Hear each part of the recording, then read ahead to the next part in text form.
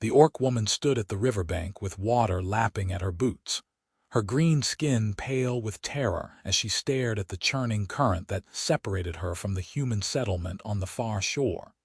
And Yates Greenfield watched from his porch as she took her first step into the water, despite the way her entire body trembled. He had been mending a saddle when movement caught his eye, and now the leather work lay forgotten on the wooden planks as he rose to his feet. The river was swollen from recent rains, deep and fast enough that even strong swimmers approached it with caution. Yet this orc woman, clearly afraid and struggling with every step, kept pushing forward into the current. Yates ran. His boots pounded against the dirt path that led from his small farmhouse down to the river crossing. He could see her now more clearly as he approached. She was young, perhaps in her early 20s, with dark hair braided back from a face marked by small tusks that protruded from her lower jaw. Her clothes were travel-worn and torn in places, and she clutched a small bundle to her chest as the water reached her waist. Her foot slipped on a submerged stone. She went under. Yates did not hesitate. He plunged into the cold water, his arms cutting through the current with practiced strokes. He had lived by this river his entire 26 years and knew its moods and dangers intimately. The orc woman surfaced, gasping and flailing, her eyes wide with panic as the current dragged her downstream. He reached her just as she went under again. His hand found her arm and he pulled, fighting against both the river and her desperate thrashing. "Stop fighting me," he shouted over the roar of water. "I am trying to help you." Whether she understood his words or simply had no strength left to resist, her body went limp in his grasp. Yates wrapped one arm around her torso and kicked hard toward the near bank, the one she had started from. Fighting back across would have been suicide. The current fought him for every inch, but his muscles burned with determination, and finally his boots found purchase on the muddy bottom. He dragged them both onto the bank where they collapsed in a tangle of limbs and sodden clothing. The orc woman coughed up river water, her whole body shaking. Yates lay on his back for a moment, chest heaving before he rolled onto his side to check on her. "Are you hurt?" he asked. She continued coughing, still clutching that bundle to her chest even now. When the worst of the coughing subsided, she looked at him with eyes the color of amber. There was fear there, but also something fierce and unyielding. "Why?" Yates asked, pushing himself up to sitting. "The river is dangerous enough for those who can swim. Why would you try to cross when you clearly cannot?" For a long moment she simply stared at him, water dripping from her braided hair. Then slowly, deliberately, she raised one shaking hand and pointed directly at him. Yates felt confusion wash over him as surely as the river water had moments before. "Me? I do not understand. What do you mean?" The orc woman lowered her hand and looked down at the bundle she held. Now that they were on dry land, Yates could see it was wrapped in what had once been a decent cloak, though now it was stained and worn. She carefully folded back one corner of the fabric. Inside lay a child. An orc child, tiny and still, no more than 2 years old, with soft green skin and barely visible nubs where tusks would one day grow. The child's eyes were closed and its breathing was shallow and rapid. "Sick," the woman said, her voice rough and heavily accented. "Very sick. Heard about human. Human who heals. Human with kind heart who helped orc before." Understanding crashed over Yates like a wave. 3 months ago, a group of orc traders had come through the area. One had been badly injured in an accident with their wagon, and most of the human settlement had wanted nothing to do with them. Yates's father had been a healer before his death 5 years past, and though Yates had only a fraction of his father's skill with herbs and medicines, he knew enough to set a broken bone and prevent infection. He had helped that injured orc, despite the disapproval of his neighbors. He had not thought much of it beyond doing what his father would have wanted, but apparently word had spread. "You risked your life, risked drowning to bring your child to me," Yates asked softly. "Not my child," the woman said. "My sister's child. My sister is dead. Fever took her 4 days past. Now child has same fever. I am all she has left." Her amber eyes met his again, and he saw the desperation there laid bare. "No other orc will help. They say child is cursed, that sister brought shame by lying with orc from enemy clan. They cast us out. I had nowhere else to go." Yates looked at the tiny child, at its flushed face and labored breathing, and made his decision. "Come. My house is just up the path. We need to get you both warm and dry, and I need to examine the child properly." The orc woman stared at him as if he had spoken in a foreign tongue. "You will help, even though I am orc, even though I brought this river water and trouble to your door. You nearly died trying to save this child," Yates said, pushing himself to his feet and offering her his hand. "That tells me everything I need to know about your heart. Now come, before we both catch our death of cold." She took his hand. Her grip was strong despite her exhaustion, her palm calloused from hard work. Yates pulled her up and steadied her when she swayed slightly. Together they walked up the path to his small farmhouse. Inside, Yates quickly stoked the fire in the hearth and set water to boil. He brought out blankets and laid them near the warmth. "Get out of those wet clothes," he said, then caught himself and gestured to a partition in the corner. "You can change behind there.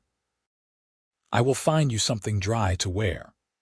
The orc woman nodded and moved behind the partition with the child still in her arms. Yates rummaged through his belongings until he found an old shirt and trousers that might fit her.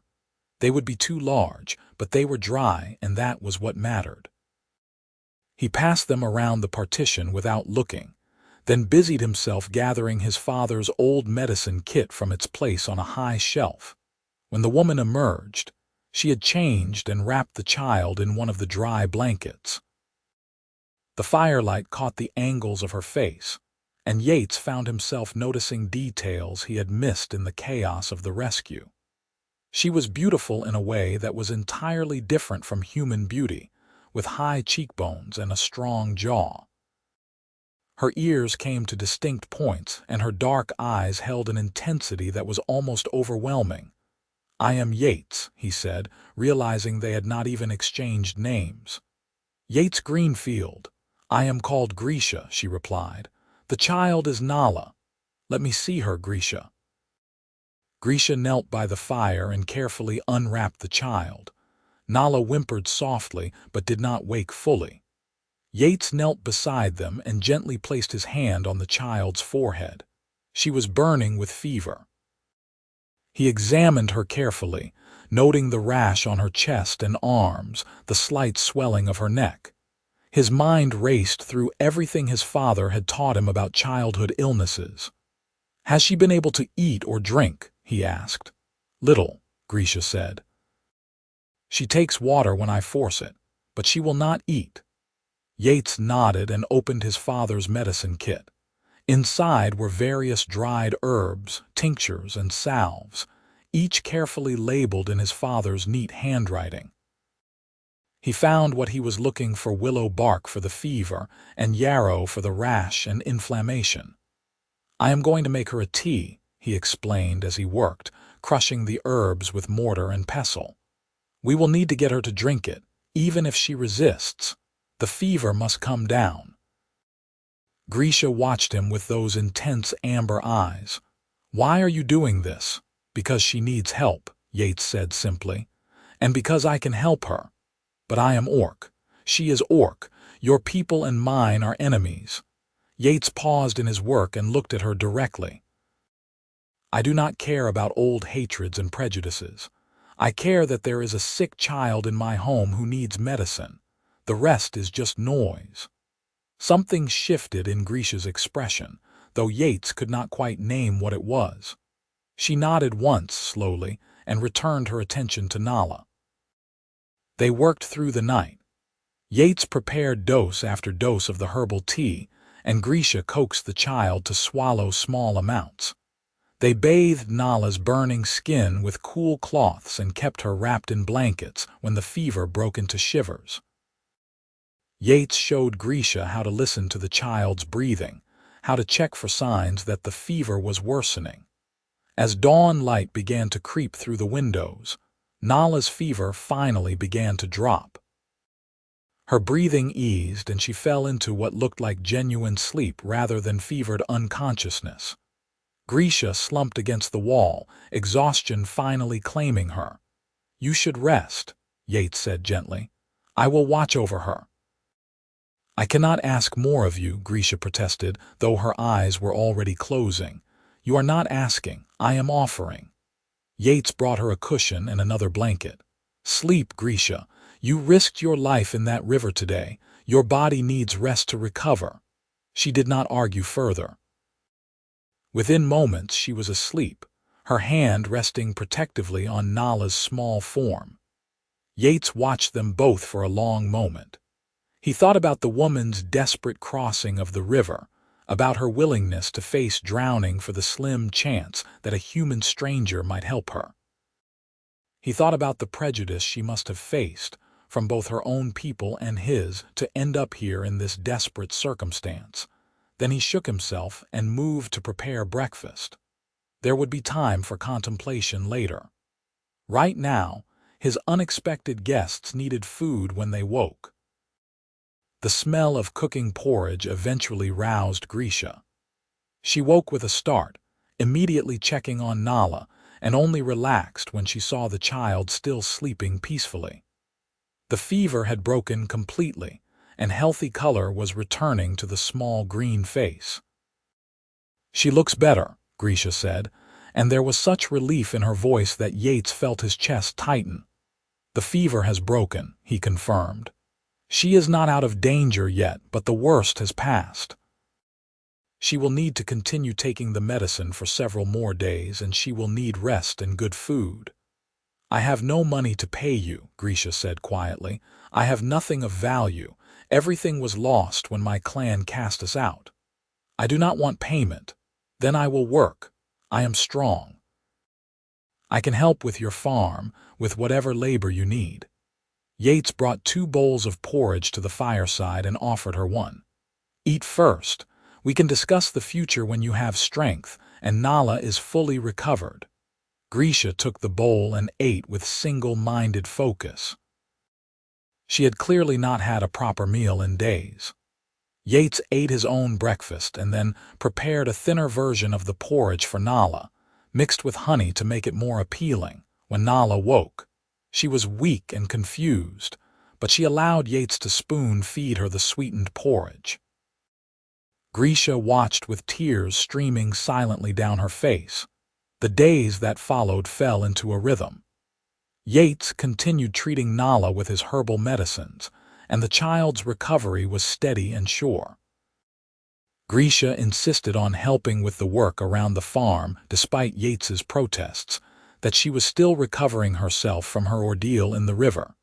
She proved to be incredibly strong and capable. Tasks that would have taken Yates hours were completed in half the time with her help. She mucked out the stable where he kept his 2 horses, repaired a section of fence that had been damaged in a storm, and even helped him harvest the last of his autumn vegetables. In the evenings, they would sit by the fire and talk. Yates learned that Grisha had been cast out not only for taking in her sister's forbidden child, but because she had defended her sister's choices publicly. Among her clan, such defiance of the elders was unforgivable. "My sister loved Nala's father," Grisha told him one night, her voice soft as she stroked the sleeping child's hair. "He was from a rival clan, yes, but they met in neutral territory, and the connection between them was undeniable.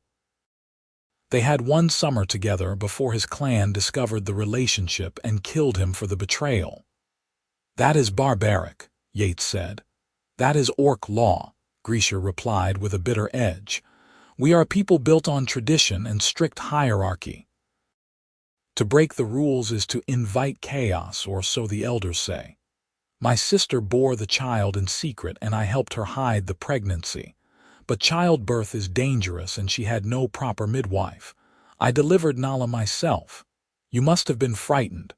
"Terrified," Grisha admitted. "I thought I would lose them both. But Nala came into the world screaming with rage and my sister laughed through her pain. We had 2 years together, the 3 of us.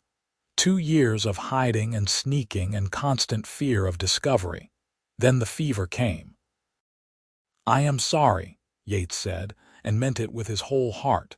Grisha looked at him then, really looked at him, and he saw something vulnerable in her expression. "You are very different from what I expected of humans. The stories my people tell paint your kind as weak and treacherous. And the stories my people tell paint orcs as savage monsters," Yates replied. "I suppose we are both learning that stories are not always truth." A small smile tugged at the corner of Grisha's mouth. "I suppose we are." As the days turned into weeks, Yates found himself increasingly aware of Grisha's presence. The way she hummed while she worked, low and melodic. The fierce tenderness with which she cared for Nala. The strength in her shoulders and the calluses on her hands that spoke of a hard life, endured with dignity. He caught himself watching her more often than was probably appropriate. When she laughed at something Nala did, the sound was like music. When she frowned in concentration over a task, he wanted to smooth the line between her brows with his thumb. This was dangerous territory, and Yates knew it. Whatever he was beginning to feel needed to be controlled, managed, locked away. Grisha had come to him for help, not for romantic entanglement with a human. The prejudice and danger such a relationship would bring down on both of them was unthinkable. But the heart, Yates was learning, did not much care about logic or safety. Grisha seemed similarly conflicted. He would catch her watching him sometimes with an expression he could not quite read. When their hands brushed accidentally while working together, she would jerk away as if burned. Yet in the evenings by the fire, she would sit close enough that their shoulders nearly touched. Nala recovered fully, growing stronger and more energetic each day. The child had taken to Yates with the easy affection of the very young, calling him Ye, because she could not quite manage his full name. She would toddle after him around the farm, chattering in a mixture of the orcish tongue and simple words of the common language.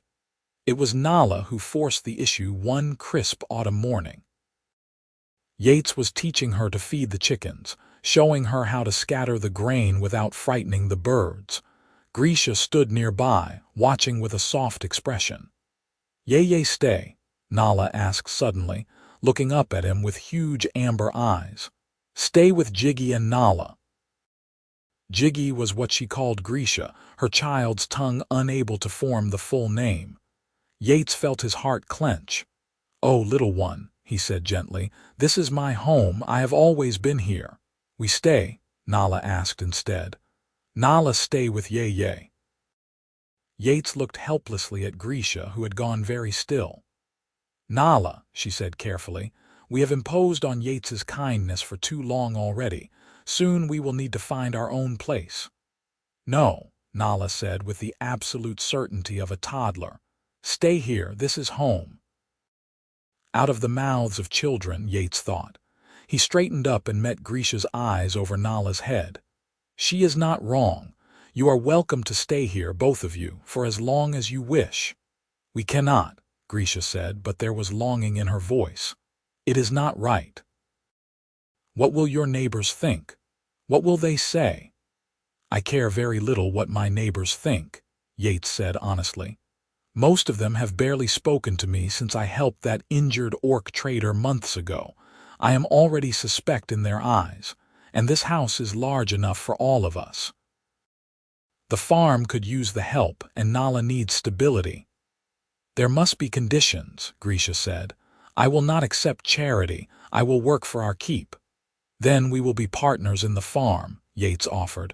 You have already proven your worth 10 times over. I would be a fool to turn down such capable help. Grisha stared at him for a long moment. Why are you really doing this, Yates Greenfield? It was the question he had been avoiding asking himself. But standing there in the morning light with Nala clinging to his leg and Grisha watching him with those penetrating amber eyes, Yates found he could not lie. Because I do not want you to leave. Either of you. This house has been lonely since my father died. You have brought life back into it. And he paused, swallowed hard. I have come to care for you both, more than is probably wise.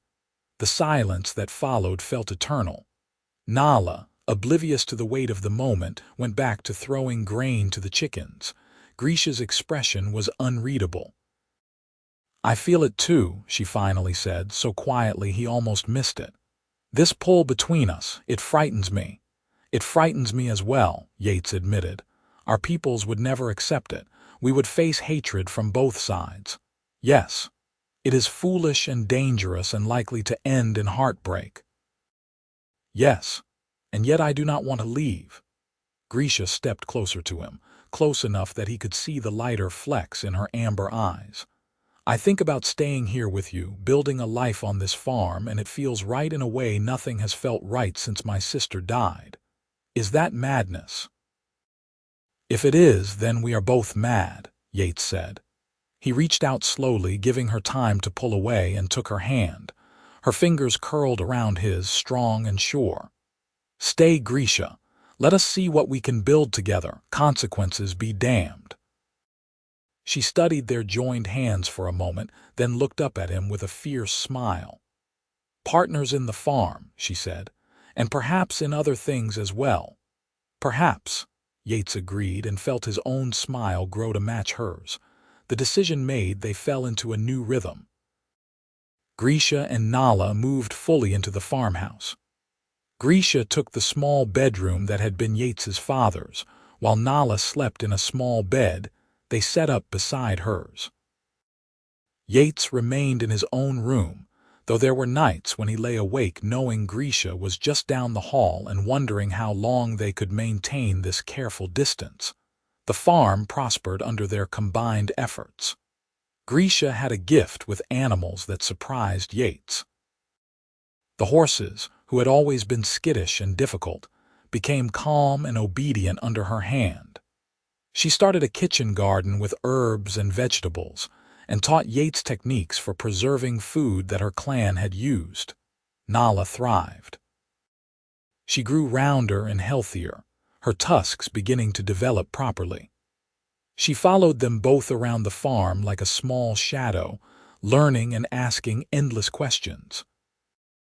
Yates taught her to read using his father's old books, and Grisha taught her the traditions and stories of their people so she would not forget her heritage.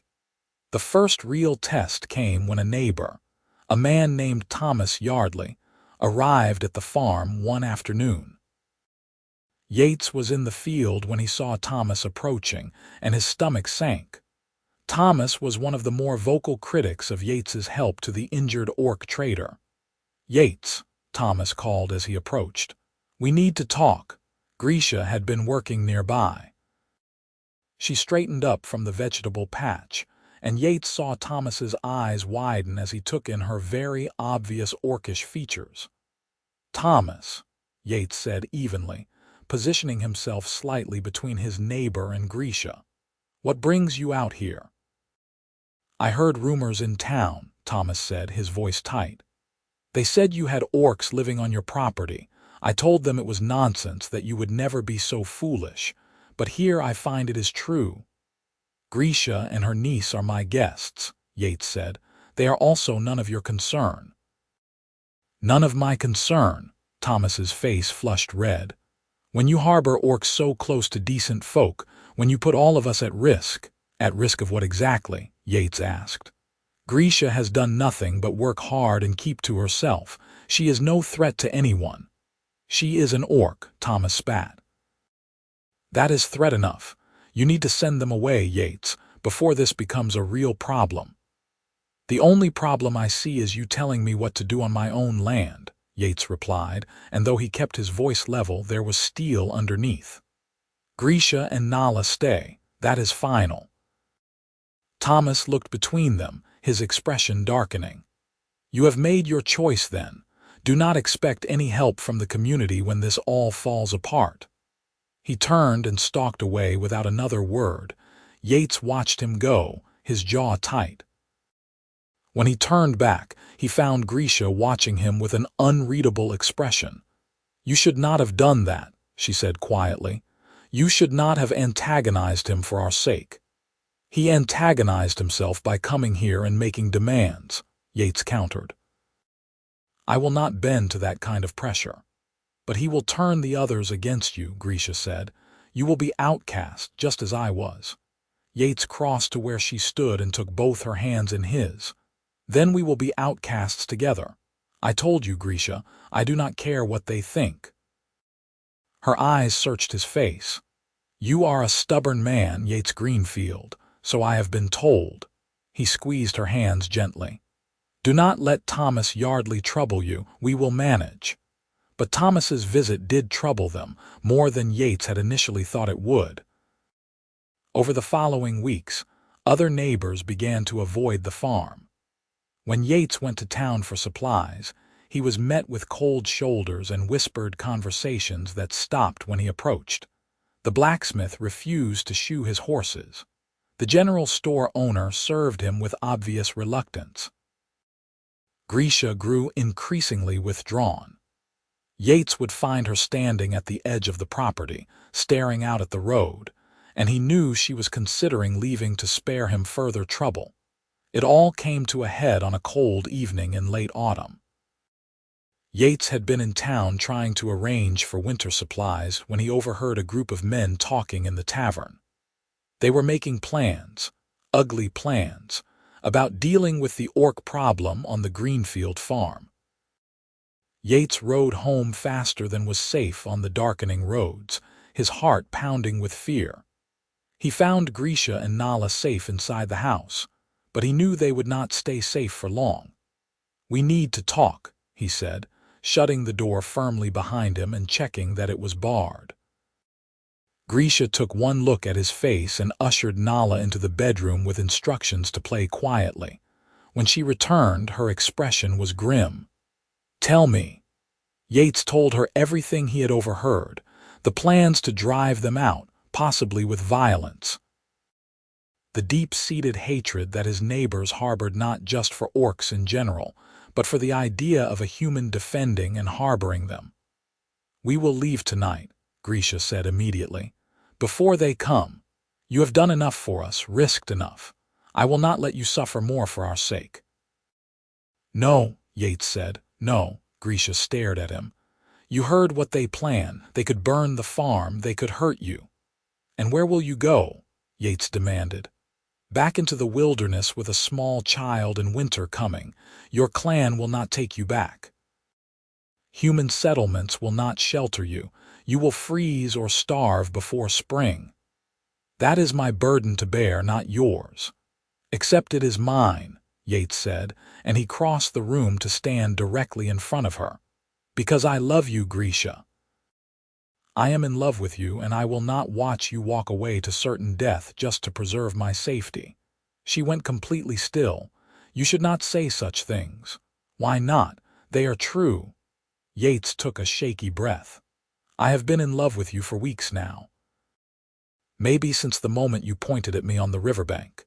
You are strong and brave and fierce, and you love Nala with every piece of your heart. You make me laugh and you challenge me, and this house has become a home again because you are in it. So no, I will not let you leave. Tears spilled down Grisha's green cheeks. I love you too, she whispered. I have tried not to. I have told myself it is impossible, that we come from different worlds, that it will only lead to pain. But I love you, Yates. I love your kindness and your stubbornness and the way you are with Nala. I love that you see me as a person, not just an orc, And that is why I must leave, because my love for you will not let me destroy your life." "You are not destroying anything," Yates said fiercely. He took her face in his hands, mindful of her tusks, and looked into her amber eyes. "Those men and their hatred, they are the destruction, but we do not have to let them win. We can fight, we can stand together." "How?" Grisha asked, and she sounded so lost that it broke his heart. "I do not know yet," Yates admitted, "but we will find a way, together. You and me and Nala. Whatever comes, we face it as a family." Grisha made a sound that was half laugh, half sob. "A family. An orc, a human, and a child. What a strange family we make." "The best kind," Yates said, and then he kissed her. It was gentle and careful at first, both of them nervous about the differences in their physiology. But Grisha's tusks were small and smooth, and once they found the right angle, everything else fell away. She kissed him back with a desperate hunger that matched his own, her strong hands gripping his shoulders as if she feared he might disappear. When they finally broke apart, both breathing hard, Yates rested his forehead against hers. "We will figure this out," he promised. "I swear to you." That night they made their plans. Yates had some money saved, enough to see them through the winter if they were careful. They would fortify the farm as best they could and be prepared to defend it if necessary. Yates was not a violent man by nature, but his father had taught him to use a bow for hunting, and there were other tools around the farm that could serve as weapons if needed. More than that, though, they would reach out to the few people who might still be sympathetic.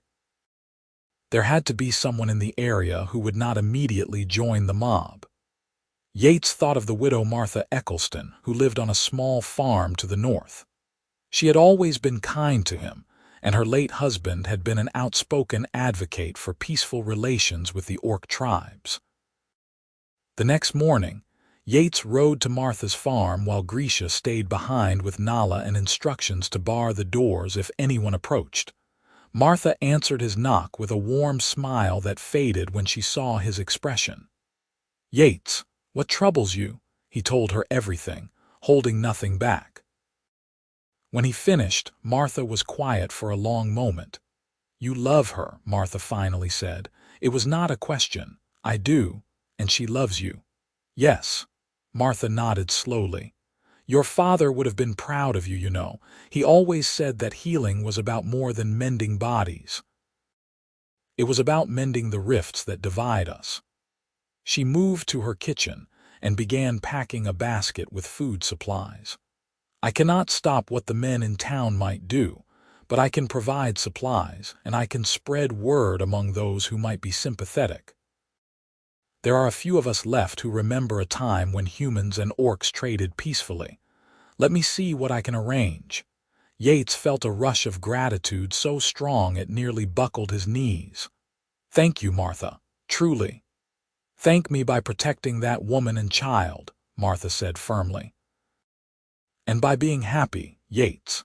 Life is too short and too hard to turn away from love when you find it." He rode back to the farm with the basket of supplies and a heart that felt lighter than it had in days. Grisha met him at the door, relief evident on her face when she saw he had returned safely. "Martha will help," he told her, "and she will try to find others who might be sympathetic." "One elderly woman against an entire settlement of hate," Grisha said, but there was hope in her voice despite the words. "It is more than we had yesterday," Yates replied. The mob came 3 nights later. Yates woke to the sound of shouting and saw the glow of torches through the windows. He was out of bed in an instant, pulling on his boots and grabbing his bow. Grisha appeared in the doorway of her room, Nala clutched in her arms. The child was crying softly, frightened by the noise. "Stay inside," Yates ordered. "Bar the door behind me and do not open it unless you hear my voice." "I will not let you face them alone," Grisha said. "You need to protect Nala," Yates countered. "Please, Grisha, keep her safe." "That is what I need you to do." Grisha hesitated, then nodded. "Be careful. Yates stepped outside into the cold night air. There were perhaps a dozen men gathered in his yard, all holding torches. Thomas Yardley stood at the front of the group. "Yates," Thomas called, "this is your last chance. Send the orcs out and we will leave peacefully." "This is my land," Yates replied, keeping his voice steady even though his heart was hammering. "And Grisha and Nala are under my protection. Leave now and we will forget this happened." "You have made your choice then," Thomas said. "Boys, fire the barn." "Stop." The voice came from the darkness beyond the torchlight. A moment later, Martha Eccleston emerged, and with her were 6 other people from the outlying farms. Not a large group, but enough to give the mob pause. "This is none of your concern, Martha," Thomas said. "It is my concern when neighbors take up torches in the night," Martha replied sharply. "What has this woman done to deserve such treatment? Has she stolen from anyone, hurt anyone? Or is her only crime being born an orc? She does not belong here," someone from the mob called out. "By whose law?" Martha shot back. "This is Yates's land. He has the right to offer shelter to whomever he chooses. And if you burn his property tonight, you are no better than the raiders and criminals you claim to fear." There was muttering among the mob. Some of the men looked uncertain now, their torches lowering. "She is right," said one of the men who had come with Martha. Yates recognized him as Jacob Young, a farmer from the eastern edge of the settlement. "I do not like orcs any more than the rest of you, but this is not justice. This is just hate. They could be dangerous," Thomas insisted, but his voice had lost its conviction. "Then let them prove themselves dangerous before we act," Martha said. "Yates's father healed many of us without asking for payment. We owe his son at least the courtesy of due process rather than mob violence." The moment hung balanced on a knife's edge. Then, slowly, men began to lower their torches and step back. Not all of them. Thomas and a few others stood their ground, but the momentum had broken. "This is not over," Thomas said to Yates. "Mark my words." "Then I will be ready," Yates replied. The mob dispersed slowly, some returning to town, others heading back to their own farms. When the last torch had disappeared down the road, Yates felt his knees nearly give out from relief. Martha and her small group of supporters approached. "Thank you," Yates said. "All of you, I cannot express how much this means." "Do not thank us yet," Martha said gently. "Thomas spoke true, this is not over, but you have bought yourself some time. Use it wisely." After Martha and the others left, Yates went back inside where Grisha waited. She had not barred the door despite his instructions, and he saw she had armed herself with the kitchen knife. She would have come out fighting if the mob had broken in. "It is over," he said. "For tonight, at least." Grisha set down the knife and sagged against the wall. Nala was still in her arms, now sleeping despite the earlier tears. "I heard everything," Grisha said quietly. "That woman, Martha, she spoke for us. Martha knew my father. She is a good person. There are so few good people in the world." Grisha looked at him with exhausted eyes. "We cannot keep living like this, Yates, always waiting for the next attack. It is not fair to you, and it is not safe for Nala." "I know," Yates admitted. "We need a more permanent solution." They talked long into the night about their options. They could not leave, not with winter coming. But they could not stay indefinitely under siege either. What they needed was legitimacy, some formal recognition that would make it harder for Thomas and his ilk to simply drive them out. It was Grisha who suggested the idea that changed everything. "Among my people," she said slowly, "when two individuals wish to form a permanent bond despite clan disapproval, they undergo a ceremony called the binding. It is recognized by all orc clans as inviolate. Once bound, the pair is considered a single unit, and any attack on one is an attack on both." "Like marriage," Yates said.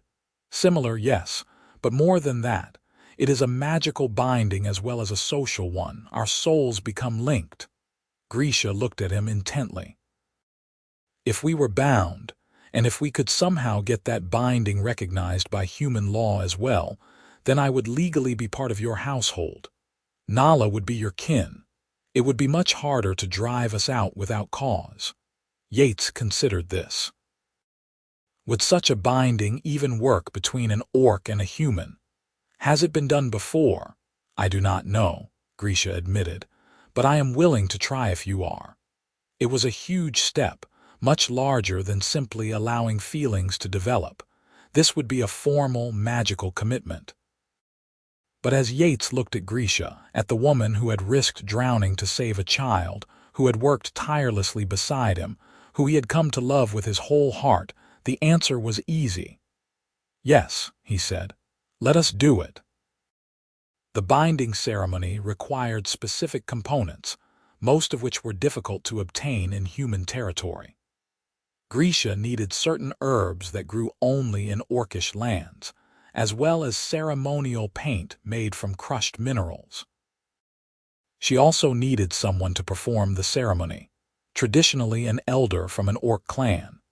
This last requirement seemed insurmountable until Martha suggested they reach out to the orc trading caravans that sometimes passed through the region. It was a dangerous proposition. Many orc traders would refuse to help a clan outcast, and some might even report Grisha's location to her former clan as a way of gaining favor. But Martha knew of one particular trading family, the Stonefists, who were known for their independent streak and general disregard for traditional clan politics. She had traded with them for years, and believed they might be sympathetic. It took 2 weeks of careful negotiation and message passing before the Stonefist matriarch agreed to meet with them. Her name was Karga Stonefist, and she arrived at the farm on a cold afternoon with an expression of deep skepticism. Karga was older than Grisha, perhaps in her 50s, with gray threading through her black hair and scars on her arms that spoke of a warrior's past. She looked Grisha up and down with a critical eye, then turned the same measuring gaze on Yates. "So you are the human who wants to bind himself to an outcast," Karga said bluntly. "Either you are very brave or very stupid." "Perhaps both," Yates replied with a slight smile. Karga snorted, which might have been amusement. "And you, girl, you understand what this means. A binding with a human may not even work. The magic requires 2 souls that resonate on the same frequency. Human and orc souls are fundamentally different." "I understand the risk," Grisha said steadily, "but I also understand what Yates has risked for me and for Nala. If there is any chance the binding will work, I want to try." "Love makes fools of us all," Karga muttered, but she nodded.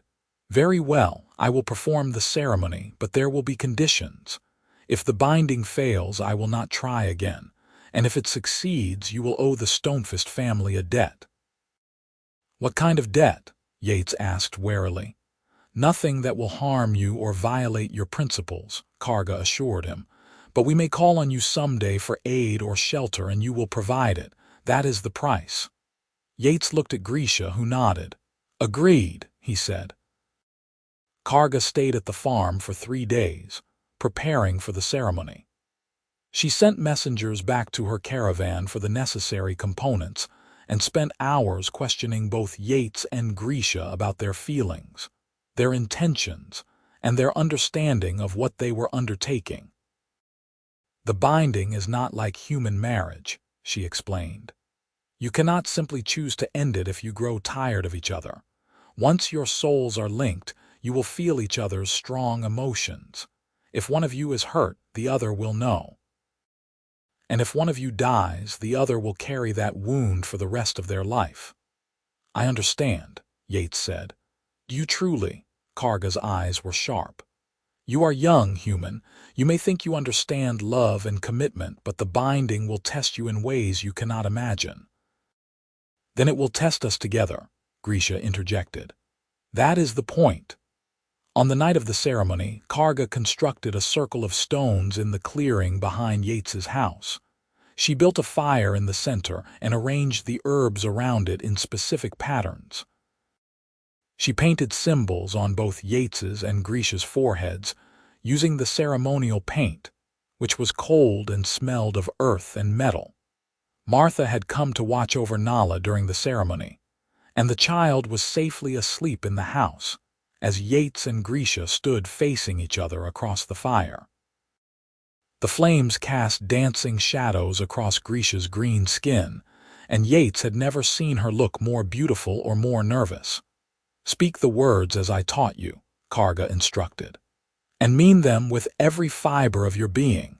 The magic will know if you harbor doubts." Yates reached out and took Grisha's hands. They were warm and calloused, familiar now after months of working together. He looked into her amber eyes and began to speak the words Karga had taught him in the orcish tongue. He stumbled over the pronunciation, but Grisha's encouraging smile kept him going. The words were a pledge, a promise to stand together against all adversity, to share joy and sorrow, to protect and cherish until death itself. When Yates finished, Grisha spoke her own version of the pledge. Her voice was steady and clear, each word falling like a stone into still water. Karga threw a handful of herbs onto the fire. The flames flared green and gold, and suddenly Yates felt something shift in his chest. It was as if a door he had never known existed had opened, and through that door he could feel Grisha's presence. Not just see her or hear her, but feel her. Her nervousness, her fierce love, her desperate hope that this would work. And then the feeling intensified, growing stronger and stronger until it was almost overwhelming. Yates gasped and felt Grisha's hands tighten on his. The fire roared higher, the green and gold flames reaching toward the night sky, and for a moment Yates could have sworn he saw threads of light connecting his heart to Grisha's. Then it was over. The fire settled back to normal, and the overwhelming sensation faded to something manageable, a warm presence in the back of his mind that he knew instinctively was Grisha. "It worked," Karga said, and there was wonder in her voice. "By all the spirits, it actually worked. I have never seen a cross-species binding succeed before." Yates pulled Grisha close, wrapping his arms around her and feeling her sob against his shoulder. Through the bond, he could feel her overwhelming relief and joy, and he knew she could feel his. "We are bound," Grisha whispered. "Truly bound. You are mine and I am yours. Forever," Yates agreed and kissed her temple. Karga left the next morning with a promise to spread word among the trading caravans of the successful binding. "It may not stop all hostility," she warned, "but most orcs will think twice before attacking a bound pair, even if one of you is human. That kind of magic is sacred to our people." The human side of the equation proved more complicated.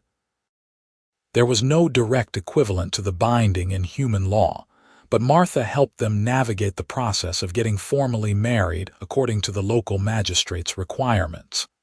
The magistrate was deeply skeptical and made his distaste clear, but he could not find legal grounds to refuse them. The marriage was recorded, making Grisha legally Yates's wife and Nala legally their daughter through adoption. The winter that followed was hard but happy. The community remained divided about their presence, with some like Thomas continuing to agitate for their removal. But the combination of the binding's sacred status among orcs and their legal marriage among humans gave them a protection that was hard to circumvent. Yates and Grisha settled into married life with surprising ease. The bond between them made communication simple in some ways, though it required adjustment in others. Yates learned to guard his thoughts when he was worried or upset, not wanting to burden Grisha unnecessarily. Grisha learned to trust that Yates's love for her was constant, even when human customs confused or frustrated her. Nala thrived under their joint care, growing taller and more confident. She called Yates Papa now, the title coming naturally after the adoption was formalized. Her orcish heritage was evident in her green skin and developing tusks, but her personality was pure sunshine, bright and warm and full of laughter. Spring brought new challenges. Several of the trading caravans that had previously passed through the area began stopping at the Greenfield farm specifically to trade with Grisha and meet the famous cross-species-bound pair. This brought much-needed income and goods, but it also increased tension with those neighbors who already disapproved. Thomas Yardley made one final attempt to cause trouble. He filed a formal complaint with the regional authorities, claiming that Yates was harboring dangerous orcs and facilitating illegal trade. An inspector was sent from the regional capital to investigate. The inspector, a tired-looking man named Zachary Yarrow, arrived expecting to find evidence of wrongdoing, and instead found a well-run farm and a small, odd family going about their daily business. He interviewed Yates and Grisha separately, examined their marriage and adoption documents, and spent an afternoon observing Nala play in the yard. "I find no evidence of illegal activity," he told Thomas bluntly when his investigation concluded. "These people are legally married and operating a legitimate farm. Unless you have specific evidence of actual crimes, I suggest you leave them alone." Thomas sputtered protests, but without official backing, his crusade lost momentum. Slowly, grudgingly, the community began to accept the Greenfield family's presence, if not embrace it. Summer brought a surprise visitor. A young orc woman named Shari appeared at the farm one evening, nervous and clearly having traveled far. She explained that she had heard of Grisha and Yates through the trading caravans. "I am in love with a human man," Shari said quietly. "A trader I met last year. We want to be together, but both our peoples forbid it. I heard that you found a way. I hoped you might teach me." Grisha and Yates looked at each other, feeling each other's thoughts through the bond. This was unexpected, but also an opportunity. They could help others like them, other couples trying to bridge the divide between human and orc. "Stay," Grisha told Shari. "We will teach you what we learned. And when your partner comes, we will perform a binding ceremony if that is what you both wish." Shari's partner, a human trader named Yannick York, arrived 2 weeks later. The binding ceremony was performed by Karga Stonefist, who traveled to the farm specifically for the occasion. This time the ceremony succeeded on the first attempt, the magic recognizing the genuine love between the pair. Word spread. Over the following months, 3 more couples came seeking help. Not all of them chose the binding, some preferring simple marriage, but all of them found sanctuary and support at the Greenfield farm. The farm itself had to expand to accommodate the growing community. With the help of their new friends and the income from increased trade, Yates and Grisha built additional housing and expanded the fields. What had begun as a single lonely farmhouse became a small settlement, a place where humans and orcs could live and work together in peace. It was not without conflict.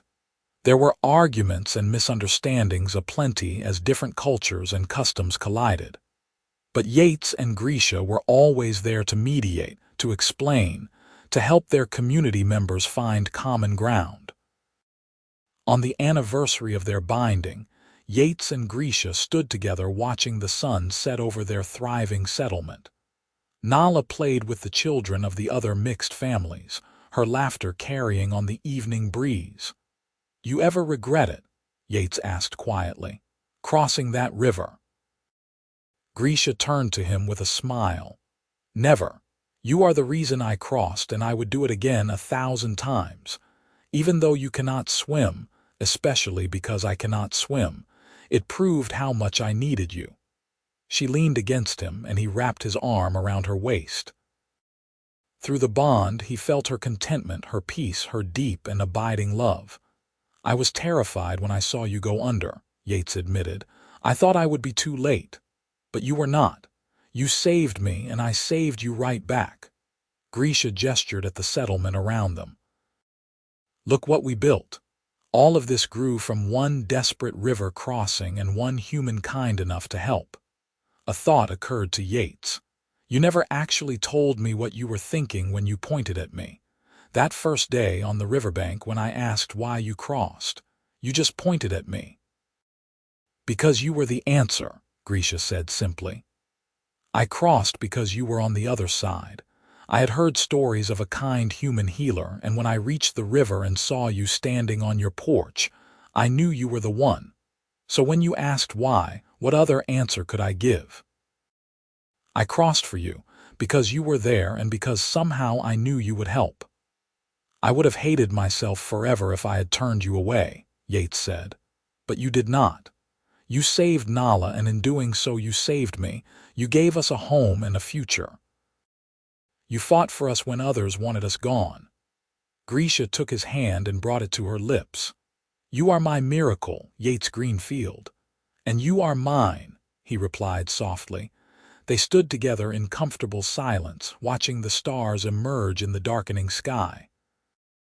The settlement around them was alive with the sounds of evening, people calling to one another, children laughing, animals settling for the night. It was the sound of community, of family, of home. Inside the main house, Martha was preparing dinner. She had moved to the settlement permanently the previous month, claiming her old farm had become too lonely. In truth, Yates suspected she simply wanted to be part of what they were building here. Karga Stonefist's trading caravan was camped at the edge of the settlement, as it did several times each season now. The Stonefists had become regular partners in trade, bringing orcish goods to exchange for human-made items. The relationship had proven profitable for both sides. Even some of the initially hostile neighbors had softened their stance. Jacob Young now traded regularly with the settlement, and his son had become friends with one of the young orc men who had arrived seeking asylum. It was small progress, but progress nonetheless. Thomas Yardley remained bitter and opposed to everything they represented, but he was increasingly isolated in his views. Most people had realized that the settlement posed no threat and in fact brought valuable trade opportunities to the region. "Mama, Papa, come eat." Nala's voice carried across the yard. She stood in the doorway of the house, silhouetted against the warm light from within. "Coming, little one," Grisha called back.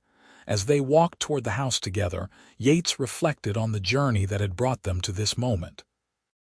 From that desperate river crossing to this thriving community, it had been a path filled with danger and uncertainty. But every step had been worth it. Inside, the long table was crowded with people. Martha at one end, serving stew into bowls. Shari and Yannick sitting close together, their bond visible in every glance and gesture. The other mixed couples and their children filling the remaining seats. And at the center of it all, Nala, chattering away about her day with the boundless energy of childhood. Yates and Grisha took their seats, and the room fell into the comfortable chaos of a family meal. Conversations overlapped, laughter rang out, and food was passed from hand to hand without regard for whether those hands were human or orc. This was what they had built. This impossible, beautiful, chaotic family. A community founded on love and trust, and the simple radical belief that the divisions between peoples were not insurmountable. After dinner, when the dishes were cleared and the children sent to bed, Yates and Grisha returned to their room.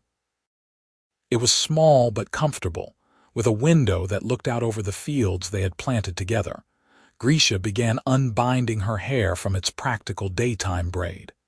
Yates watched her in the mirror, still amazed sometimes that this strong, beautiful woman was his wife. "What are you thinking?" she asked, catching his eye in the reflection. "That I am the luckiest man alive," Yates replied honestly. She turned to face him.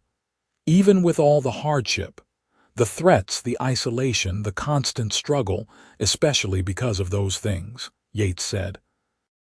"They proved that what we have is worth fighting for, and they led us here to this community, these people. We are building something important, Grisha." "A new way forward," she agreed. "Not human or orc, but something in between." "Together," Yates said, crossing to her and taking her hands. "Always together." Through the bond they shared, he felt her love wash over him, strong and certain. It was echoed by his own feelings, flowing back to her in an endless cycle. This was the magic of the binding, this constant awareness of each other, this unbreakable connection. They lay down together in their bed, Grisha's head resting on Yates's chest. Outside, the settlement grew quiet as people retired for the night. The future was still uncertain in many ways. There would be more challenges, more people who opposed what they represented, more obstacles to overcome. But as Yates held his wife close and felt her breathing slow into sleep, he knew that they would face whatever came together. The orc woman who could not swim had crossed a dangerous river for him. The least he could do was stand beside her for whatever rivers they had yet to cross. In the next room, Nala slept peacefully, safe and loved and growing stronger every day. She was the future they were building, a bridge between two worlds, proof that love could transcend even the deepest divides. The settlement around them held more proof, more bridges being built one relationship at a time. It would take generations to fully heal the wounds between humans and orcs, Yates knew. But they had made a start. They had shown it was possible, and that, in the end, was enough. Not a perfect solution or a complete transformation, but a beginning. A seed planted that might one day grow into something larger than any of them could imagine. Yates closed his eyes and let himself drift toward sleep, secure in the knowledge that he was exactly where he was meant to be. The desperate woman who had pointed at him across a river had become his wife, his partner, his anchor. Together they had built a home, a family, a community. Tomorrow would bring new challenges and new opportunities. But tonight there was only peace, only contentment, only the steady presence of Grisha's love through their bond, and the sound of their daughter breathing softly in the next room. The journey from that river crossing to this moment had been long and difficult. But every step had led them here, to this impossible happiness, this found family, this home they had created together against all odds. And as sleep finally claimed him, Yates's last conscious thought was simple and profound. It had all been worth it. Every struggle, every fear, every moment of uncertainty had been worth it to arrive at this place, with this woman in this life they had built together. The moon rose higher in the sky, casting silver light over the settlement. In the surrounding fields, crops grew strong and healthy. In the small houses, families slept peacefully. And in the main farmhouse, in a small bedroom that had once belonged to a lonely bachelor, a human man and an orc woman dreamed together, their souls bound by magic and love in a way that transcended the divisions of their world. It was not the ending anyone would have predicted from that desperate river crossing. But it was the ending they had fought for, the future they had built together, one day at a time. And in the morning, they would wake and continue building, continue growing, continue proving that love could bridge even the widest rivers and the deepest divides. The story that had begun with a woman who could not swim crossing a deadly river for the slim hope of help had become a story of transformation and community. But at its heart, it remained simple. One person had needed help. Another person had provided it. And from that single act of kindness, everything else had grown. Grisha stirred in her sleep, murmuring something in the orcish tongue. Through the bond, Yates felt her contentment, her peace, her absolute certainty that she was safe and loved. He tightened his arm around her and smiled in the darkness. Tomorrow, they would work the fields together. Tomorrow, they would help settle disputes and welcome new arrivals and continue building their impossible community. Tomorrow, they would face whatever challenges arose with the same determination that had brought them this far. But tonight, they simply rested in each other's arms, two souls bound together against a world that had tried to keep them apart. The orc woman who had crossed the river. The human man who had pulled her from the water. Together, they had become something neither could have been alone. They had become hope. They had become change. They had become proof that love, real and genuine and strong, could overcome anything. And that was the greatest magic of all.